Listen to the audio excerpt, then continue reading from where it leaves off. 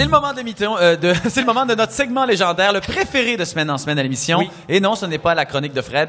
Ça m'étonne. Vous êtes bon deuxième, Fred. C'est le vu pas vu, ce moment de l'émission où deux personnes débattent d'un truc qu'ils ont vu ou pas et où tout le reste du plateau et des auditeurs à la maison et dans le bar, évidemment, doivent déterminer encore une fois qui a décidé de nous bullshiter en pleine face. Effectivement, cette semaine, le premier one-man show d'Emmanuel Bilodeau, dont la première avait lieu jeudi soir au Monument National. Et c'est Fred Savard et Jean-Sébastien Girard qui l'ont vu ou pas. Et moi, j'ajoute une difficulté cette semaine, je vous le dis tout de suite. On enregistrait Deux hommes en or au Monument National le jeudi soir, ce même jeudi soir-là. Donc, au moment de la première d'Emmanuel Bilodeau. Donc, j'ai aperçu la personne de notre plateau qui allait voir la première. Donc, ce show-là. Alors, je sais c'est qui. Heureusement, il s'était caché derrière un genre de petit masque qu'on remettait à l'entrée, à l'effigie d'Emmanuel Bilodeau, où on ne pouvait voir que le nez. Hein? Alors, j'ai reconnu le nez. Ça vous donne un indice. Et... mais évidemment, je jouerai le jeu. Je jouerai le jeu pour vous mélanger doublement, cher public. Et on commence le débat, ou en fait la critique de ce vu pas vu avec le premier One Manu Show. Et je donne la parole à Jean-Sébastien Girard. Ouais, mais vous le soulignez, en fait, on avait l'impression d'être au Ice Capade parce qu'il y avait plein de produits dérivés qu'on vendait justement, cette espèce de visage d'Emmanuel Bilodeau avec un trou, et on pouvait acheter son nez en plastique dans la boutique et ça coûtait 3 $. Donc, une espèce de tapis rouge. Bon. 5 $. Bon, je suis pas bien bon dans les chiffres. Alors, effectivement, gros tapis rouge, production J, donc plein de vedettes de Star Academy et de La Voix dans la salle. Un spectacle qu'on attend depuis très longtemps. J'ai l'impression qu'Emmanuel Bilodeau nous parle de ce spectacle-là depuis à peu près 20 années et qu'il rôde depuis 10 ans. Rôde. Et donc, rôde. Ah, mais je pense que... Rôder, c'est un autre verbe. Ah ouais, hein? Mais il rôde autour du Monument National depuis une dizaine d'années pour ce show-là. Oui, donc, on le sait, il l'a répété souvent en entrevue, le point de départ de sa carrière d'humoriste, en fait, est arrivé dans le cadre d'un numéro qu'il a présenté au Festival Juste pour rire en 2011. J'étais là comme spectateur, je faisais une critique pour... Cette fois-là, vous étiez? Pardon? Cette fois-là, vous y étiez? Oui, exactement. J'étais assis à droite. Okay. Et... C'était un gala qui est animé par Laurent Paquin, un gala interminable, Jean-Philippe, pour vrai, que j'ai trouvé vraiment plate. Et j'ai vu le numéro d'Emmanuel Bilodeau qui est arrivé avec ce personnage qui nous fait un discours politique souverainiste, il se transforme Tony, physiquement. Non, c'est pas la même chose. Oh! Ce n'est pas la même chose. Donc, c'est l'espèce de personnage qui se transforme physiquement, vocalement, pour devenir René Lévesque à la fin. Et quand j'ai vu ce numéro-là au festival, je me suis dit, OK, voilà l'humoriste dont on a besoin, quelqu'un qui va savoir incarner des personnages, quelqu'un qui va avoir une espèce d'humour à la fois drôle, un peu fantaisiste, mais également pamphlétaire, mais tout en étant drôle, ce qui n'est pas évident de combiner ces deux types d'humour. On ne peut pas tous être Fred Savard. Exactement. C'est très gentil. Or, je dois dire que je ne sais pas ce qui s'est passé, Jean-Philippe, entre ce numéro-là et la première du spectacle, parce que tout ce que j'attendais de ce spectacle-là n'est pas là dans ce spectacle-là. Arrêtez donc. Et pour vrai, j'adore Emmanuel Bilodeau, ça me fait un peu de peine de le dire, mais c'est vrai, ça me fait beaucoup de peine. J'ai l'impression que entre ce numéro-là et le spectacle, il a pris le ton, il est embarqué dans l'espèce de machine humoriste pour laquelle je suis pas à la base un grand fan, avec des thèmes très consensuels. Par exemple? Avec beaucoup, il y en a plein, par exemple, écoutez, la famille. On parle beaucoup de la famille, on parle beaucoup d'anecdotes, son magasinage au Costco, des aventures dans son camping, des jokes sur son gros nez, les ados qui communiquent plus, mais qui communiquent avec des textos. Vous êtes bien informé quand même. Absolument. Hein? Un numéro qui crée un malaise dans la salle, pour vrai, où il dit qu'il a toujours rêvé d'avoir une grande tribu, une grande famille. Il a toujours rêvé d'avoir la famille trappe à la maison. Mais il dit, dans la réalité, c'est pas tout à fait la même chose. Et là, il fait une espèce de petit numéro, une petite danse un peu grotesque où il réinterprète mes plaisirs quotidiens. Et ça devient quelque chose comme les enfants chient, les enfants pètent, les enfants morvent. Est-ce que c'est vrai qu'il fait un numéro comme ça, Louise Latraverse? Est-ce que vous l'avez vu, Louison? Oui. Louise Latraverse l'a vu. Je m'appelle pas Louison. Tu m'as-tu dit Louison? Tu vas voir. Oui. Oui, mais là, dis plus ça. Ah, vous n'aimez pas ça? Non. C'était plein de tendresse. Mais est-ce que c'est vrai qu'il fait un numéro comme ça? Oui, il y a un numéro comme ça. Oui, mais ils l'ont dit dans les critiques. C'est pas bien dur de savoir. Non, mais où alors il a pris le programme. Ben oui. Mais la réaction du public... Elle était très... Non, ça, je suis pas d'accord. T'as pas Au le droit? contraire, ces numéros-là de chansons, Madame Latraverse, les gens réagissaient très bien.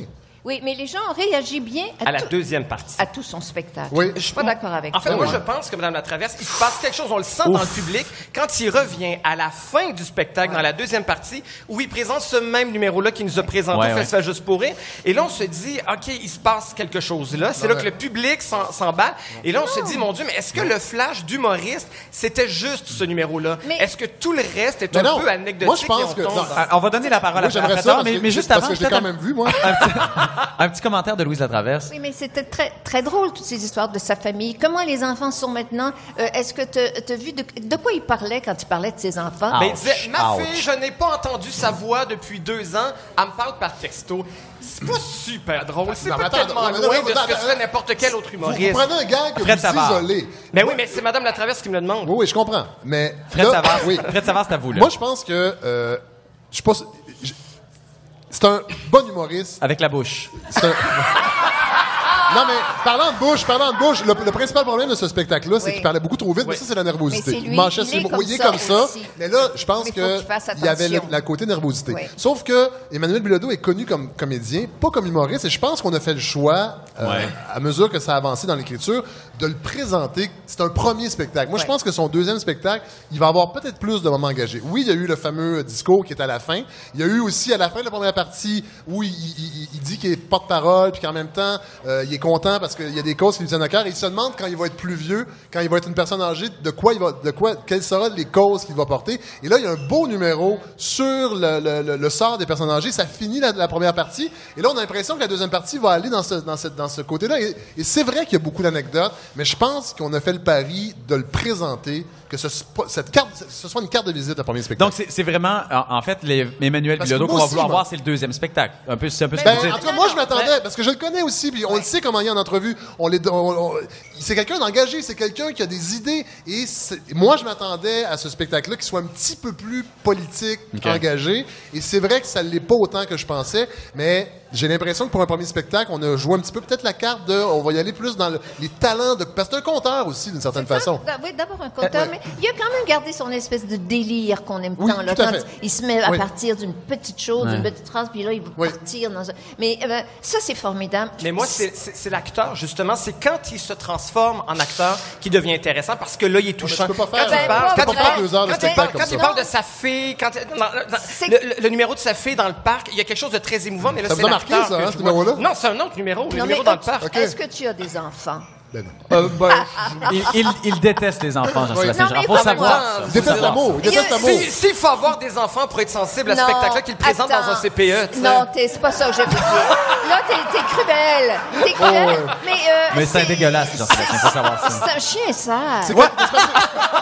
Et ça, c'est un des meilleurs descriptifs pour Jean-Sébastien. Madame Comment ça Latraverse, se fait que je te parle? il faut comprendre qu'il vient du théâtre, mais le théâtre ne voulait pas de lui. C'est ça. C'est cette amertume qui le transporte. Un autre humoriste frustré. Non, mais c'est l'inverse. Je pense justement qu'on a besoin d'Emmanuel Bilodeau au théâtre et qu'on a beaucoup plus besoin de lui au TNM à la Licorne que de faire un simulacre de tous les humoristes dont on n'a pas besoin. Ce n'est pas vrai. OK, alors, faisons un petit tour de table rapidement. Olivier, qui, pensez-vous, a vu le spectacle d'Emmanuel Bilodeau? D'après moi, c'est Fred, parce que Jean-Sébastien a trop pas aimé ça. Ah ouais, hein, vous pensez que c'est ça, hein? Moi, évidemment, je me prononce pas parce que je sais qui l'a vu. Madame Latraverse, qui, pensez-vous, a vu le spectacle? Faut prendre une décision. Oh, God, I know. Quand je parle anglais, c'est parce que je suis bien stressée. Mais détendez-vous, ma belle Louise. Je suis stressée. Mais c'est parce qu'il m'énerve trop. Il en met trop, lui. Jean-Sébastien Girard, il en met trop. sais. Non, mais je vais aller avec Fred, parce que Fred a presque rien dit. Ça se peut pas. J'ai pas eu le temps. Il mais est parti sur un sparage. C'est la haine de Jean-Sébastien. Il est trop de mauvaise foi. Oui, moi, je vais avec Fred. Alors, Fred l'a vu. Olivier pense aussi que c'est Fred qui l'a vu. Manon Massé? Moi, je vais dire Jean-Sébastien. Vous pensez que Jean-Sébastien l'a vu? Pourquoi? Québec solidaire. Vous êtes bien naïf à Québec solidaire. Non, mais c'est parce que Jean-Sébastien peut être chien comme ça. Toutes sortes de niveaux, Chien Chien sale. Chien sale. Il peut beurrer épais. C'est un mode de vie. Moi, je pense que ça fait partie de son style. Fait qu'il a bien exprimé ce soir. Ah oui, hein? OK, ça, c'est intéressant. Alors, on a Manon Massé qui est pour Jean-Seb, et puis on a 2 votes pour Fred Savard. Dany Saint-Pierre? Fred. Vous pensez que c'est Fred qui l'a vu, hein? Oui, il a bien séquencé. Ah ouais? Exprimé. Je sens que la chronologie est là. Ah ouais, hein? Vous pensez que c'est ça? Alors, on va aller voir avec les gens du public. Qui croit que c'est Jean-Sébastien Girard qui a vu le One Man Show? Applaudissez, s'il vous plaît. Oh là là! Pas beaucoup. Qui croit que c'est Fred Savard qui a vu le One Man Show? OK. Alors, la réponse, qui a vu le One Man Show? C'est moi qui l'ai vu. Fred Savard, mesdames et messieurs!